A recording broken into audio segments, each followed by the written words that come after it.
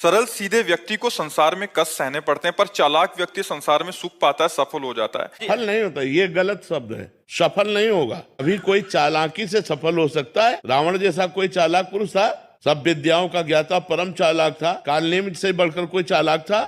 पूरी संजीवनी बूटी जैसी ही द्रोणागिरी में हर औषधि को कर दिया और साधु बनकर बैठ गया। हनुमान जी ने मार डाला, राम जी ने रावण को मार डाला, रहा न को कुल रोवन यारा। चालाक पुरुष सफल कैसे हो सकता? नहीं, सीधा सरल पुरुष कष्ट पा सकता है, पर सफल सीधा और सरल सच्चाई पर चलने वाला हो। जैसे धर्मराज युधिष्ठिर बिल्कुल सीधे थे, यहां तक इतने सीधे थे कि युद्ध क्षेत्र में कल कौन सी रणनीति है वो जाके दुर्योधन सीधे पूछ लेता था। भ्राताश्री कल कौन सा चक्रव्यूह रचना है वो बता देते थे। इसीलिए भगवान दो बैठक करते थे, एक युधिष्ठिर के साथ और एक युधिष्ठिर से अलग। युधिष्ठिर के साथ जो बैठक की वो चक्रव्यूह रचना ही नहीं होगी, क्योंकि वो दुर्योधन को पता हो।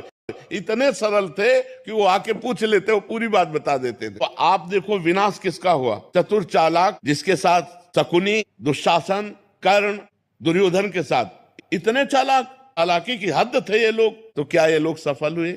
नहीं, सफल हुए सीधे साधे युधिष्ठिर जी महाराज। तो चालाक पुरुष तुम्हें सफल होते नजर आएगा, लेकिन सफल नहीं हो सकता। सीधा साधा पुरुष तुम्हें दुख भोगते नजर आएगा, लेकिन वो दुख भोगेगा नहीं, आगे चलकर वही विजय को प्राप्त होगा। थोड़ी यात्रा ऐसी है जिसमें संशय हो सकता है देखकर कि बेईमान, दुष्ट, चालाक, कपटी पुरुष उन्नति को प्राप्त हो रहा है और धर्मात्मा, ईमानदार दुख को प्राप्त हो रहा है। लेकिन परिणाम में जो सही चल रहा है उसका सही परिणाम होगा, और जो गलत चल रहा है उसका गलत परिणाम होगा पक्का। उसका पुण्य उसको साथ दे सकता है, लेकिन जो जीवन का परिणाम है वो ये पद नहीं है। मरोगे तो तुम्हारे साथ पद नहीं जाएगा, तुम्हारे साथ रुपया नहीं जाएगा, अच्छाई हमारे सत्कर्म जाएंगे। और ये पक्की बात समझ लो, जब आपके आचरणों का, और भगवान ऐसी बुद्धि भ्रष्ट कर देते हैं कि खुला आचरण उसकी गंदगी सामने आ जाती है। आदमी की इज्जत चली गई तो किस योग रह गया? तो ये पक्का समझ लो, अच्छा पुरुष और धर्मात्मा पुरुष दुखी हो सकता है लेकिन हार नहीं सकता। विजय को वही प्राप्त होगा, ये निश्चित बात है। सामने से तो बहुत सुंदर दिखाई दे रहे और पीछे जो पाप कर रहे तो मालिक देख रहा है, उसका हिसाब मालिक करेगा। मालिक की दुकान में है सबका जीवन खाता, पाई भर का भी चूक नहीं होती हमारे मालिक से। एक एक बात का हिसाब होता है।